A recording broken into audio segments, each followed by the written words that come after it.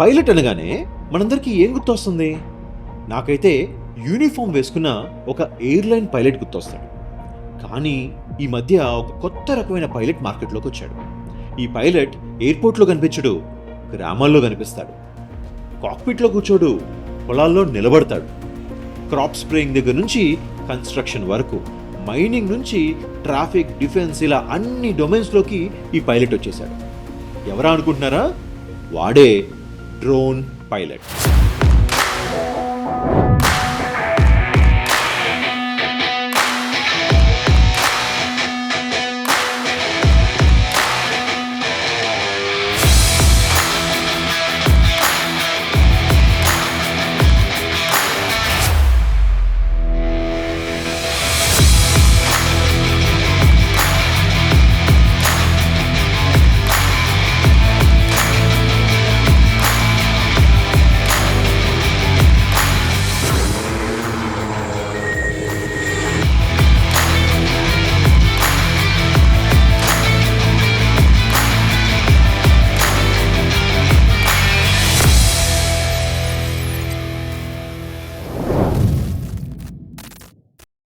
ఇండియాలో drone pilot అవ్వాలంటే process ఏంటి? ఫీజు ఎంత ఉంటుంది? ఎలిజిబిలిటీ ఏముండొచ్చు? ఇలాంటి విషయాలన్నీ తెలుసుకోవడానికి మేము విజయవాడకి బయలుదేరాం.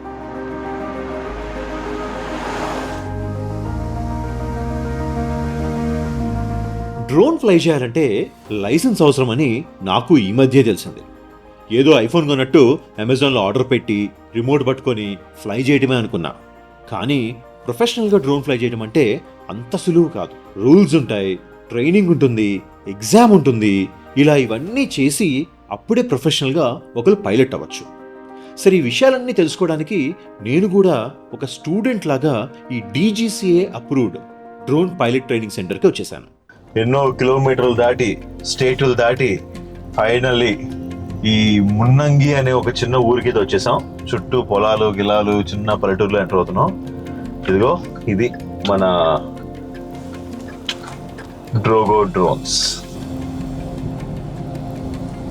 సో బుక్ పెన్ తెచ్చుకుని రెడీగా ఉన్నాను. ఇక మనం లోపలికి వెళ్ళి ఈ డ్రోన్ ఎలా నేర్చుకోవాలి, ఫ్లై ఎలా చేయాలి, ఎన్ని రోజుల కోర్స్ ఇది, అన్ని డీటెయిల్స్ లోపలికి వెళ్ళి కనుక్కుందాం మనం. Okay, hi. హలో భార్గవ్.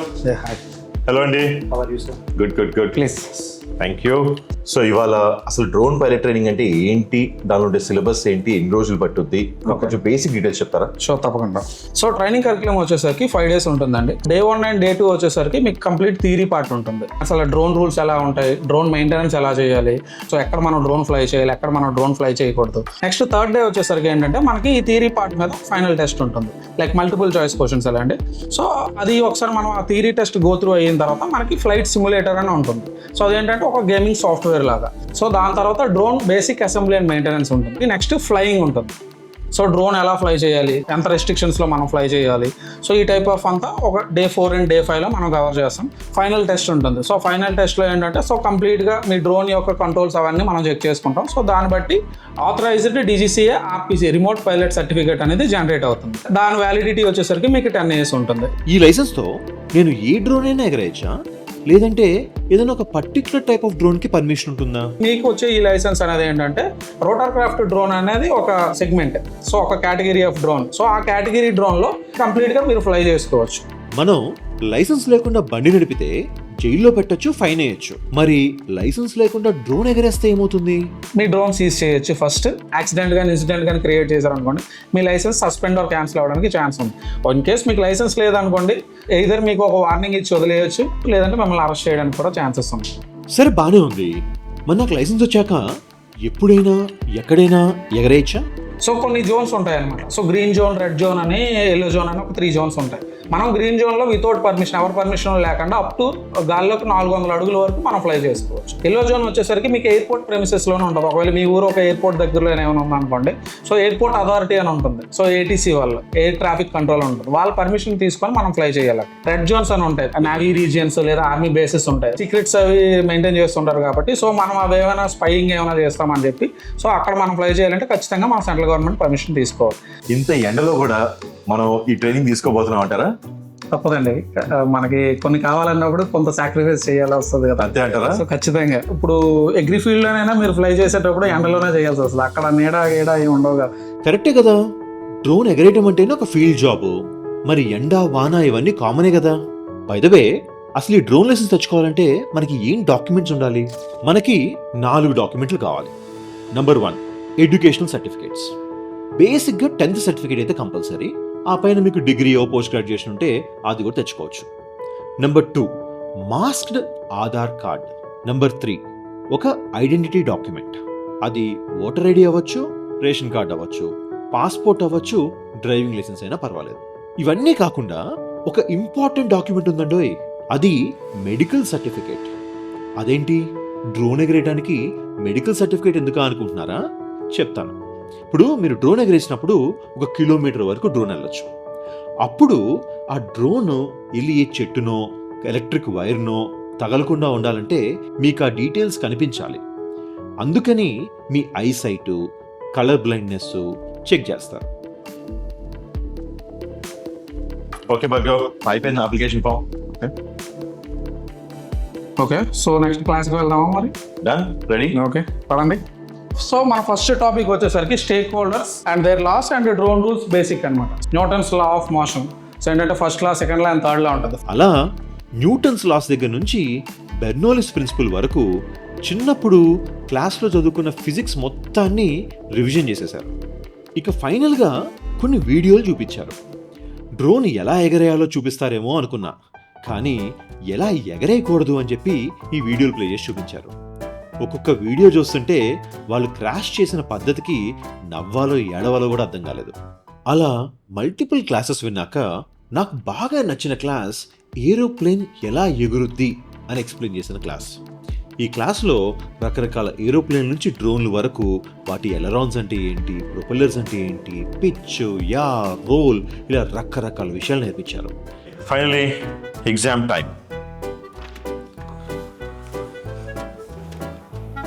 ఏంటో అండి, క్లాసులు ఎంత కష్టపడినా ఒక్కోసారి అంత బుర్రకెక్కదు. మన రూఫస్ ఏం రాస్తున్నాడో చూద్దాం.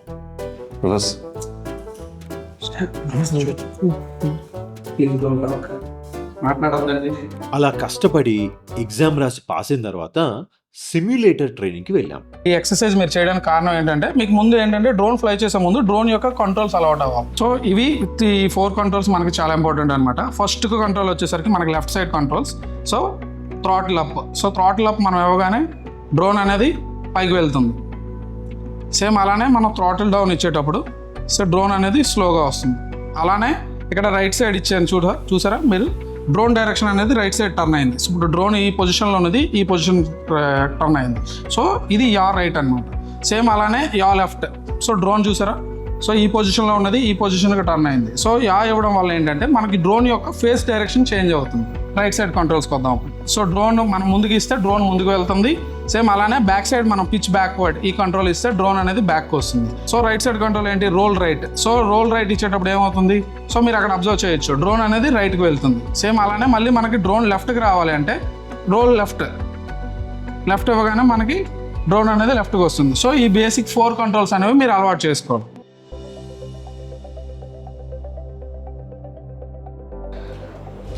ఓకే, ఇప్పుడు మనం అన్ని కంట్రోల్స్ ఒకసారి టెస్ట్ చేసి చూద్దాము. పబ్జీ అన్నంత తేలిక అనుకున్నాను, కానీ అంత సులువేం కాదు.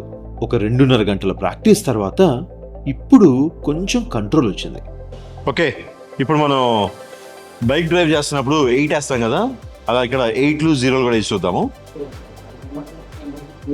సో మనం ఒక హైట్కి వచ్చాం, లాక్ చేద్దాం. సో ఇప్పుడు హోవర్ అవుతుంది కాబట్టి ఇక్కడ నుంచి దీన్ని 8 వేద్దాం.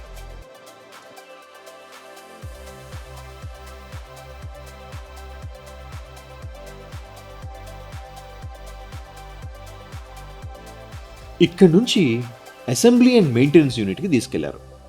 అక్కడ ప్రతి పార్ట్ని చూపించి ఏదైనా పార్ట్ ఫెయిల్ అయితే దాన్ని ఎలా రీప్లేస్ చేసుకోవాలి అన్నది డీటెయిల్డ్గా ఎక్స్ప్లెయిన్ చేసి చెప్పారు. సో ఫస్ట్ ఇవి ఏంటంటే ఇవి ఆర్మ్స్. సో ఏంటంటే మనం డ్రోన్ యాంగిల్ సెట్ చేసుకోవడానికి సో ఈ ఆర్మ్స్ అనమాట. సో టిల్టింగ్ ఉన్నది, సో మనం ఇది అడ్జస్ట్మెంట్ చేసుకుంటాం ఇలా. జీపీఎస్ మనకి ఏంటంటే మ్యాప్స్ మనం కంప్లీట్గా డ్రోన్ ట్రాక్ చేయడానికి యూస్ చేస్తుంటారు. మనం యూస్ చేసే motors hobby wing motors use చేస్తారు. So as well as PMU like ఇది ఏంటంటే మనకి స్టెబిలైజర్ లాగా యూజ్ అవుతుంది. సో మన ఇంట్లో స్టెబిలైజర్ దేనికి యూస్ చేస్తాం? సో పవర్ ఫ్లక్చుయేషన్స్ అవి అవ్వకుండా మన డివైస్ సేఫ్గా ఉండాలి కాబట్టి సో మనం పిఎంయూ అనేది కూడా యూస్ చేస్తాం. సో ప్రతి మోటార్కు పిఎంయూ ఉంటుంది. యా, అలానే ఎల్ఈడి ఇండికేటర్స్ ఉంటాయి. సో ఈ ఎల్ఈడి ఇండికేటర్స్ మనకి ఎందుకంటే నైట్ టైం ఏమైనా ఫ్లై చేసినట్టు అంటే సన్సెట్ అయిపోయింది, సో అప్పుడు కూడా మనం ఫ్లై చేయాలి అనుకుంటే ఈ ఎల్ఈడి ఇండికేటర్స్ ద్వారా మనం ఐడెంటిఫై చేసుకొని మనం ఫ్లై చేయొచ్చు. సేమ్ అలానే మనం యూజ్ చేసే బ్యాటరీస్ ఇలా ఉంటాయి. సో ఈ బ్యాటరీ యూజ్ చేసి మనం డ్రోన్ ని కనెక్ట్ చేసి ఈ టైప్ ఆఫ్ బ్యాటరీ ప్లేట్ ఉంటుంది. సో బ్యాటరీ ప్లేట్ కి మనం కనెక్ట్ చేసుకొని సో మొత్తం అంతా మనం దీనికి సెటప్ చేసుకుంటాం అనమాట. అలానే మనం యూజ్ చేసే pump motor, so pump motor వచ్చేసరికి ఇలా ఉంటుంది. సో అలానే దాని యొక్క నాజిల్స్, దాని యొక్క కనెక్టర్స్, సో మొత్తం అన్ని ఇలా ఉంటాయి అనమాట. 2.5 LNGతో మనం మొత్తం అంతా సెట్ చేసుకోవచ్చు. సో ఏదైనా మనం యూజ్ చేయాలి అనుకున్నా, సో ఏదైనా బిగించాలి అనుకున్నా, సో కంప్లీట్ సెటప్ అంతా ఇక్కడ ఉంటుంది అనమాట. మీరు ఈజీగా చేంజ్ చేసుకోవాల్సింది ఏదైనా ఉన్నదంటే అది ప్రొపెల్లర్స్. ఎందుకంటే మీకు ఈజీగా ఏమైనా డ్యామేజ్ అయ్యాయంటే ఫాస్ట్గా ఎక్కువ డ్యామేజ్ అయ్యేది ఈ ప్రొపెల్లర్స్ మాత్రం. సో ప్రొపెల్లర్ కాస్ట్ ఎంత ఉంటుంది ఇప్పుడు? లైక్ 1000 రూపీస్ అలా ఉంటుంది. ఒక్కొక్క బ్లేడా లేదా అన్ని కలిపి? లేదు, సెట్ కిట్. ఇది 2 కలిపి, ఈ 2 కలిపి ఒక సెట్ అనమాట. సో సెట్ అంతా కలిపి 1000 రూపీస్ అలా ఉంటుంది.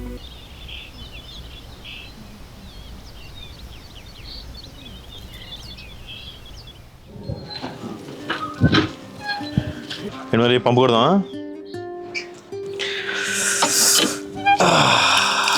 బా చూడండి చల్లగా ఉన్నాయో. మన సిటీ యూత్కి ఇది హ్యాండ్ పంప్ అంటారని కూడా తెలియదేమో పాపం. సో పల్లెటూరులో మా చిన్నప్పుడు దీనిలోనే కొట్టుకొని తాగి హాయిగా మంచి వాటర్ తాగేవాళ్ళం. ఇప్పుడు పని ఏంటంటే ఎండ గట్టిగా 41 degrees కొడుతుంది. సో చాలా కష్టపడి చాలా థియరీ చాలా ప్రాక్టికల్స్ చేసాం. ఇంక ఓన్లీ థింగ్ పెండింగ్ ఇస్ వెళ్ళి ఫ్లై చేయటం. సో వెనకాల మీకు కనిపిస్తున్న పొలంలో ఇప్పుడు వెళ్ళి మనం ఫ్లై చేయబోతున్నాం. See you at the fly zone. ఇంత ఎండలో కూడా అలా పొలాల మధ్యలో నుంచి ఫ్లై జోన్కి వెళ్తుంటే చాలా ప్రశాంతంగా అనిపించింది.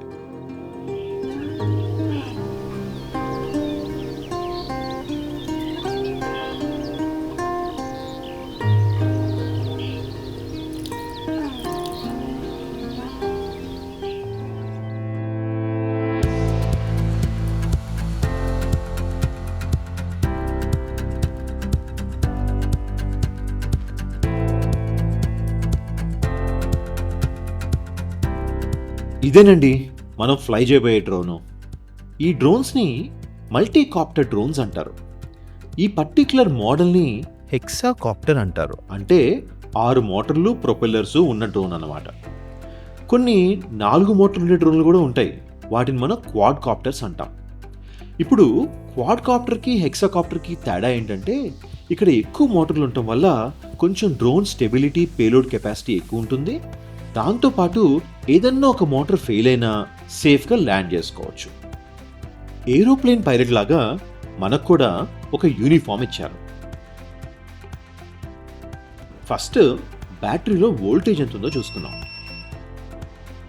తర్వాత విండ్ స్పీడ్ ఎంత, డైరెక్షన్ ఎలా ఉందో చూసుకొని బ్యాటరీ కనెక్ట్ చేయడానికి ఫీల్డ్లోకి బయలుదేరాం.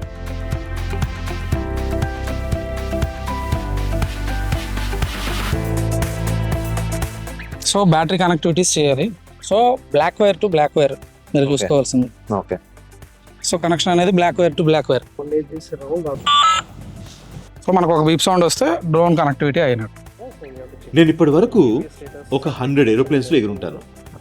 ప్రతి ఏరోప్లేన్లో పైలట్లు ముందే కూర్చొని ఒక చెక్ లిస్ట్ ఫిల్ చేస్తూ ఉంటారు. ఇప్పుడు నాకు ఎగ్జాక్ట్లీ అదే ఫీలింగ్ వస్తుంది. Okay, PCS is good. Propellers are mounted properly. And Yes. Good. Everything is fine. Okay, any visible damages on drone? No. Okay, connection between drone and RPS ensure. RC connection we have to do. తర్వాత remote కంట్రోల్ని connect చేసుకొని దానిలో చూపించే GPS parameters లాంటివి మన షీట్లో fill చేసుకున్నాం. RC is connected. Okay, check the battery voltage. Battery voltage is 50. Battery voltage Fine. 50.6 and Check GPS. Navy voltage is fine. Satellite count is fine. GPS is working fine. Everything compass is normal. IMU normal. 50.6 altitude. So observers go back. Maintain 20-meter distance. Set the flight mode to attitude. Call for clearance to take off. Cleared. Call for ARPA's takeoff. Yeah. Okay, take off. Arming the drone. 5. All motors are good.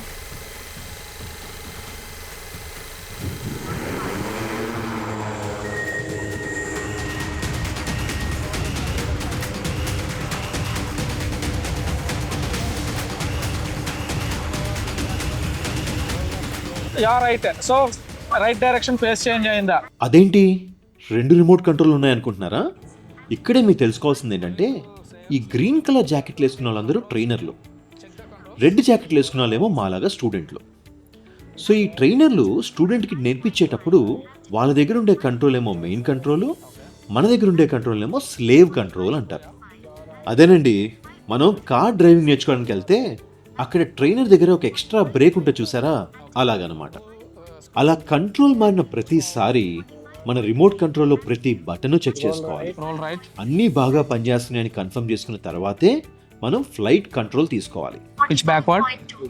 Altitude 5.6. Battery voltage. Position hold. 5.1. Altitude roll left. 5.4. Battery voltage 45.1. Altitude. And that's it. You have finished the square. అరే, students అందరూ fly చేసేస్తున్నారు, మన chance ఎప్పుడు వస్తుందా అనుకున్నాను.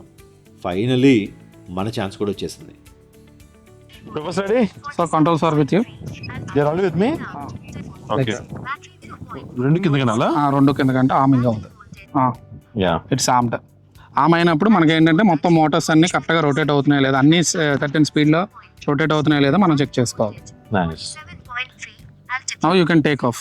Like దీని మీద చేయి తీసేయచ్చు. థ్రాటిల్ అప్ స్లోగా, ఎంత స్లోగా ఇస్తే అంత మంచిది. 0. Battery voltage 47.4. Altitude 0.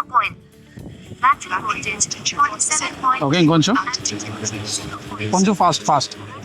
Battery voltage 45.5. Altitude 1.1. ఇప్పుడు మీరు ఏదైనా యాక్టివిటీ చేయాలనుకుంటే మీరు చేసుకోవచ్చు. సో ఫస్ట్ ఏంటి, సో ముందుకు వెళ్ళాలి మనం. సో దానికి ఫస్ట్ కంట్రోల్ ఏంటి, పిచ్ ఫార్వర్డ్. ఈ ఫ్రంట్ ఈ కంట్రోల్ ఉంది కదా చూసారా, అది అలాగ ఫ్రంట్గా ఉంది. So pitching forward and position hold. Roll right side ఇస్తే మనకి డ్రోన్ అలా రైట్ సైడ్ వెళ్తుంది, కంట్రోల్ అది. So position hold. 5. So pitch backward. 4.2. Battery voltage Slowly backward. 46. Altitude 4.4. Okay, position hold. Slowly left side. Roll left. Battery voltage 44. Level first motivation. So square అనేది complete అయింది. ఈ డ్రోన్ని అలా ఒక డైరెక్షన్లో ఎగరేస్తున్నప్పుడు నాకు ఒక డౌట్ వచ్చింది. మధ్యలో రిమోట్ కంట్రోల్ డిస్కనెక్ట్ అయితే ఏమవుతుంది, లేదా బ్యాటరీ అయిపోతే ఏమవచ్చు? దానికి వీళ్ళు చెప్పేది ఏంటంటే దీనిలో ఒక సేఫ్టీ ఫీచర్ ఉంటుందని. RTL అంటారంట, అంటే రిటర్న్ టు లాంచ్. మధ్యలో ఏం జరిగినా అది మళ్ళీ ఎక్కడి నుంచి అయితే లాంచ్ అయిందో అక్కడికి వెనక్కి దానంతట అదే వచ్చేస్తుందంట. Level first. సో ఇప్పుడు మనం జియో ఫెన్స్ బ్రీచ్ చేద్దాం. ఒకవేళ బై మిస్టేక్ మనం బౌండరీ దాటి బయటకు వెళ్తే ఏమవుద్దో ఇప్పుడు టెస్ట్ చేద్దాం. Level first. 10 meters, ఎక్కడ కనిపిస్తుంది మన డిస్టెన్స్ ఇక్కడ? 20 meters, 43. Level first voltage. Battery voltage 25 meters, Level first voltage. 30 meters, అక్కడ మనుషులు అంటున్నారు. 35 meters.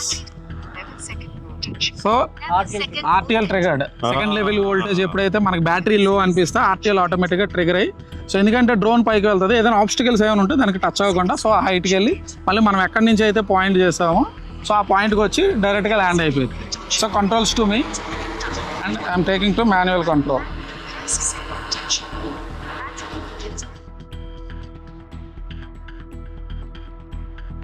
Bring new set of batteries. 0. Fast. మా ఇద్దరి పక్కన ఈ పెద్ద ఆయన ఎవరు అనుకుంటున్నారా? ఆయనే మా నాన్న. మా ఊరి దగ్గర కదా, నేను ఏమాత్రం నేర్చుకుంటున్నానో చూద్దామని పొద్దున్నే మాతో పాటు వచ్చేసి ఆయన కూడా నేర్చుకుంటూ నన్ను కూడా సూపర్వైజ్ చేస్తున్నారు. So yaw check, throttle check, roll check. Drone adjust చేసుకోండి మీ కరెక్ట్గా స్ట్రైట్గా ఉండేటట్టు. Okay,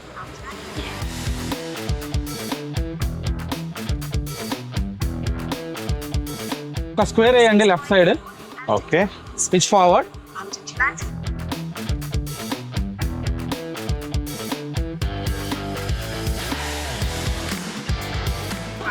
Slowly land. Disarm. Please okay. By the way, మనం థియరీలో యావరేజ్ ఏమో కానీ ప్రాక్టికల్లో ఎప్పుడూ ఫస్టే. చూడండి, సెకండ్ అటెంప్ట్లోనే ఎలా పర్ఫెక్ట్ స్క్వేర్ వేసేసామో. 0 point. Battery voltage. స్క్వేర్ అంటే అట్లా వేయాల. ఇక మన స్కిల్ ప్రదర్శించాం కాబట్టి 3 అటెంప్ట్లో స్ప్రే ఎలా చేయాలో నేర్పిస్తున్నారు. సో పంప్ మోటార్ వచ్చేసరికి మనకి ఈ కంట్రోల్. ఓకే. సో ఇది పైకి లిఫ్ట్ చేస్తే మనకి పంప్ ఓపెన్ అయిపోయింది. సో స్ప్రేయింగ్ అనేది మనం ఈవెన్గా మనం చేసుకొని వచ్చేవచ్చు. ఇప్పుడు ఏంటంటే మాన్యువల్ మోడ్లోనే ఉంది కాబట్టి సో డ్రోన్ మీరు ఎటు తీసుకెళ్తే అటు స్ప్రేయింగ్ చేస్తారు. So controls to controls with me. Check the controls first. మీ కంట్రోల్స్ ఇచ్చిన తర్వాత ఫస్ట్ ఎప్పుడైనా మీరు కంట్రోల్స్ చెక్ చేయాలి.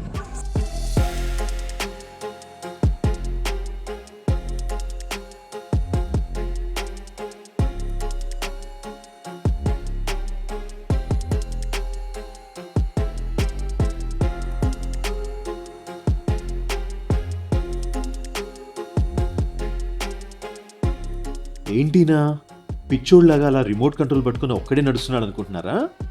ఈయన జీపీఎస్ మార్కింగ్ చేస్తున్నారు. సో ఇప్పుడు మనం జీపీఎస్ వాడి దీన్ని ఆటోనమస్గా రన్ చేస్తాం అనమాట. సో దీనిలో ముందే మన ఇన్స్ట్రక్టర్ అలా వెళ్ళి మొత్తం అంతా మ్యాప్ చేశారు లొకేషన్. సో పొలాలు ఉన్న వాళ్ళకి వాళ్ళ బౌండరీ అమ్మటి నడుచుకుంటూ వెళ్తే ఆ బౌండరీ మీద ఎగ్జాక్ట్లీ దాటకుండా లోపలే ఉండి స్ప్రే చేస్తుంది. ఆ స్ప్రేయింగ్ కూడా ఇది ఎట్లా చేస్తుంది అంటే లైన్స్ గ్రిడ్ వేసారనమాట ఇక్కడ. సో ఇక్కడ ఇలా గ్రిడ్ పడింది. ఎల్లో లైన్స్ వచ్చేసి అది ఎన్నిసార్లు పాత్ ఇట్లా వచ్చి ఎలా వెళ్ళాలి అంది. సో ఇప్పుడు ఎట్లా పని చేస్తే చూద్దాం మనం. 0 point. Speed 0. మిషన్ అప్లోడ్ అవుతుంది. So first arm. 50.6. Altitude. Arm. So drone arm. Drone armed. Voltage. Hello? 0 point. Battery voltage 50.6. Altitude 0 point. కొంచెం హైట్ సరిపోయింది. Okay, position hold. ఇప్పుడు మనం దీన్ని ఆటోమేట్ చేయబోతున్నాం. 3.1. సో మన డ్రోన్ ఇప్పుడు ఇక్కడ ఉంది. 46.3. సో పొజిషన్ అడ్జస్ట్ చేసుకుంటుంది ఈ పాయింట్ నుంచి, ఫస్ట్ పాయింట్. సో ఆ పాయింట్కి అడ్జస్ట్ చేసుకొని ఆటోమేటిక్గా స్ప్రేయింగ్ స్టార్ట్. Altitude.